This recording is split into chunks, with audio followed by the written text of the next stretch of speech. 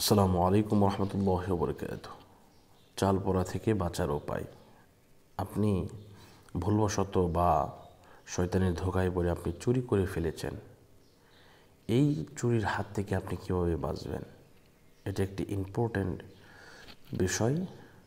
এই চাল পড়া যদি আপনাকে খাওয়িয়ে দেয়, অবশ্যই আপনার গলা দিয়ে নাক দিয়ে রক্ত বের হবে, জিহ্বা উল্টে যাবে, চাল আপনি চিবাতে পারবেন না।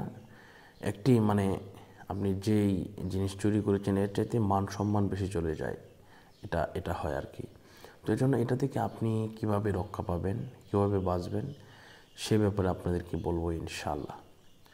তো আমি আপনাদেরকে প্রথমে যে কথাটা বলতে চাই তা হচ্ছে, আপনাকে প্রথমেই দৃঢ়তার সহিত তওবা করতে হবে যে আল্লাহ পাক রব্বুল আলামিন, আমি যে কাজ করেছি, যে ভুল কাজ করেছি, এটা থেকে আমি তওবা করছি, আমাকে ক্ষমা করে দিন।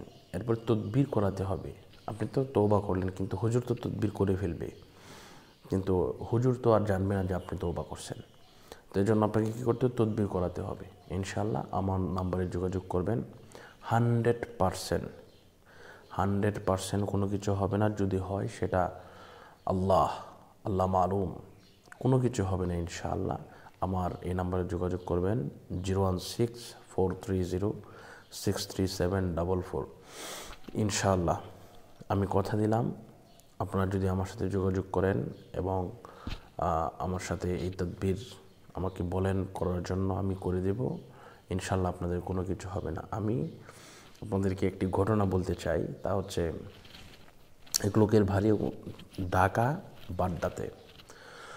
তো উনি ওনার বউয়ের জিনিসপত্র চুরি করে নিয়ে বিক্রি করে দিছে। তো বিক্রি করে দেওয়ার পরে ওনার বউটা ছিল দাজ্জাল টাইপের। তো উনি বললেন, হুজুর এই অবস্থা, ব্যবসাতে লস খাইছি, আমার টাকা পয়সা সব নিয়ে গয়না কিনেছে, এখন আমি টাকা চাচ্ছি বা গয়না কিছু বিক্রি করার জন্য বলতেছি, পরবর্তীতে এটা কিনে দেব, মানতেছে না। উনি করলেন, তো চাল পড়া নিয়ে আসার জন্য হুজুর নিয়ে আসলেন।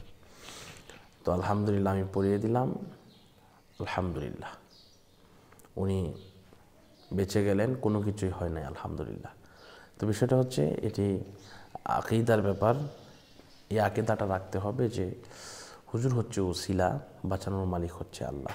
যেহেতু আল্লাহ পাক বলেছেন ফাল্লাহু খায়রুন হাফিজাও ওয়া হুয়া আরহামুর রাহিমিন। আমি আবারও বলছি, ফাল্লাহু খায়রুন হাফিজাও ওয়া হুয়া আরহামুর রাহিমিন।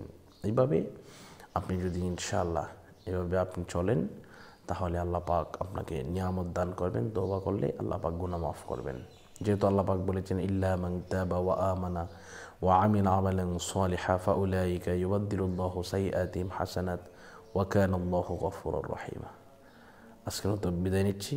আসসালামু আলাইকুম ওয়া রাহমাতুল্লাহি ওয়া বারাকাতুহু।